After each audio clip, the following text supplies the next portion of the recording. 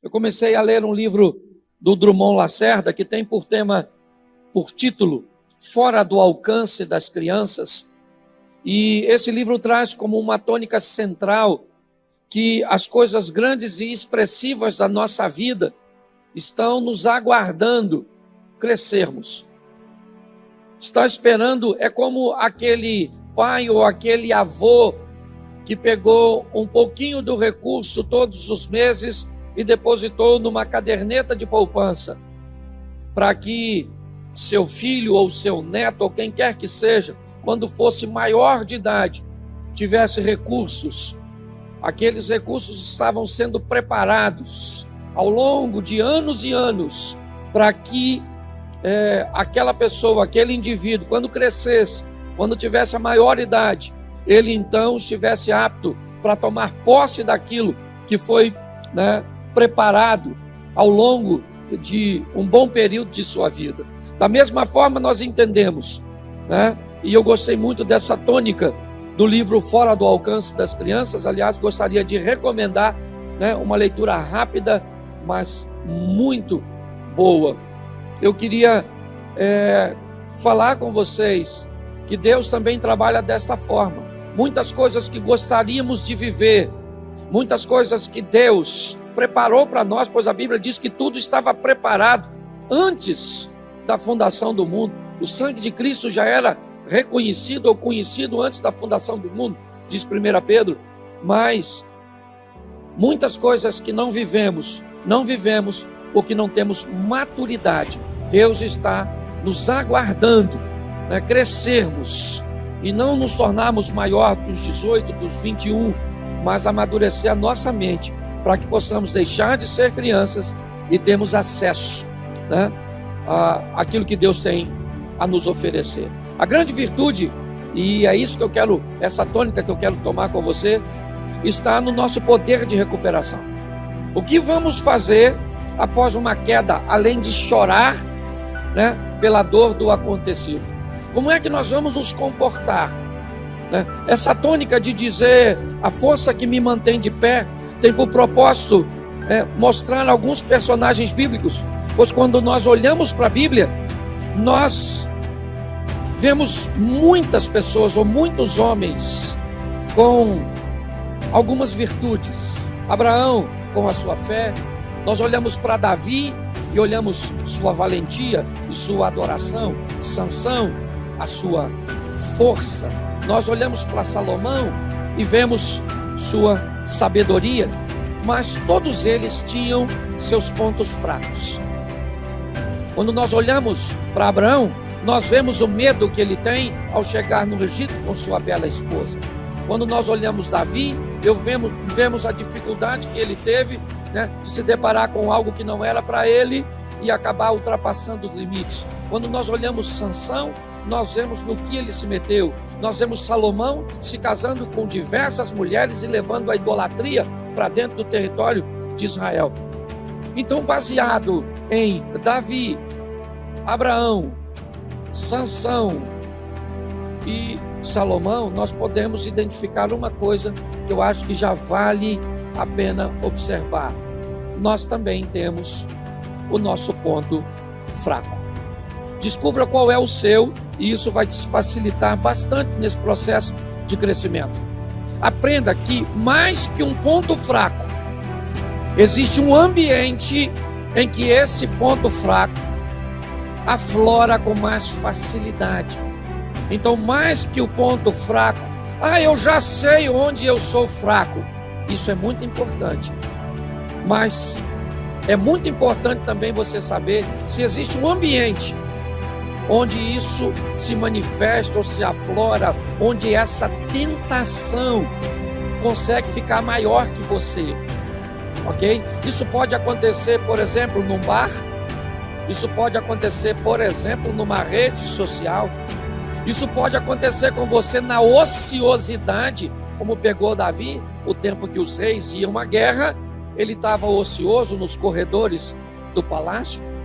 Nós podemos verificar que algumas pessoas enfrentarão ambientes sozinhos. Se ficar sozinho, se masturba. Se ficar sozinho, ver pornografia. Se ficar sozinho, sempre a solidão, às vezes, ela não é o seu ponto fraco. Ela é o ambiente onde o seu ponto fraco se manifesta. Conhecer o seu ponto fraco é importante, mas entender e fazer a leitura de onde ele se manifesta com mais facilidade também é muito importante.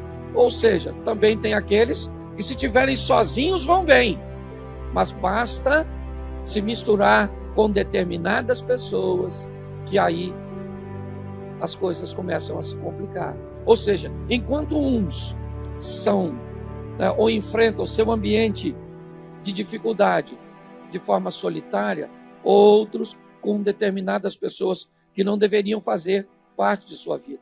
Tem pessoas que vão ter problema em ambientes de rejeição, de indiferença. Onde é que a sua dificuldade ou o seu ponto fraco se manifesta? Observe isso, e isso vai te ajudar bastante. Hoje eu quero olhar um texto com vocês do segundo livro do profeta Samuel, no capítulo 12. O texto me saltou pela recuperação de Davi, pela maneira que ele conseguiu se recuperar, sabe? É a tal da resiliência, aquela capacidade. Pensa uma almofada, quando você senta em cima dela e ela perde toda a sua forma, ela amassa, ela enruga, ela dobra, mas basta você sair de cima da almofada, que se a densidade de sua espuma ainda estiver correta e firme, apesar de todo o peso, de toda a pressão que ela recebeu, ela vai voltar para o tamanho normal, para a forma normal. Essa é a grande faceta da vida. Depois de uma situação como essa, econômica, de saúde, de toda essa pressão emocional que estamos vivendo, nos apertando, você liga a televisão, morreram tantos, os dados estão aqui, a situação está difícil, amanhã é segunda-feira, a pressão, será que a empresa vai me demitir? E os meus recursos, e como funciona, as igrejas fechadas, a estrutura, e como é que eu vou sobreviver a todo esse aperto quando tudo isso passar? Pasme você. Muitas pessoas, no fim dessa história, não ficaram nem para ver o desfecho. Tiraram sua própria vida, se embotaram em meio a depressões, a síndrome do pânico. Ou seja, entender de onde vem a nossa fé, de onde vem a nossa força, é muito importante. Eu não sei o que você está enfrentando hoje, eu não sei se você perdeu uma batalha, mas eu quero te dar uma notícia: ficar prostrado pode até ser algo positivo por alguns dias. Por exemplo, morreu um ente querido seu, a Bíblia diz: se alguém morrer e ninguém chorar pelo morto, é melhor que ele fosse um aborto, é melhor que ele não tivesse nascido. Então nós precisamos respeitar o luto, certo? E a dor da perda do que for. Você perdeu o seu emprego, vai chorar por ele por uma semana? Tá joia? Era um ambiente de trabalho que você estava acostumado, você interagia, era um ciclo de amizade, era um bom salário, era uma estrutura. O que é? Era uma casa que era grande, dava para você pagar, certo? E tinha toda uma estrutura. O que é que você perdeu? Seja o que for que você perdeu, você tem todo o direito de usar um tempo da sua vida para chorar pelo perdido.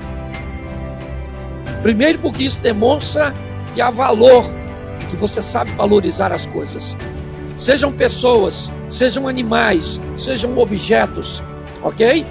Todos eles, quando saem da sua vida, ele te dá o direito de sentir que partiu. Até pessoas ruins, quando saem da nossa vida, mesmo sendo ruins, às vezes deixam sentimentos bons. Então, se você vai chorar uma semana, tá joia, porque perdeu o emprego, show de bola. Agora, se você quer chorar um ano, aí vai ser difícil. Se você quer chorar um mês, 2, porque perdeu um ente querido, tá joia. Se você quer continuar até um pouco triste, introvertido, um pouco mais de tempo, também tá bom. Quem sou eu para determinar o tamanho de sua perda e de sua dor? Eu só preciso dizer que a sua vida continua. E você precisa aprender a se levantar. Quando tudo diria para você: fique prostrado, levante-se. Levante-se. Não esqueça o tema da mensagem, ok? A força que me mantém de pé.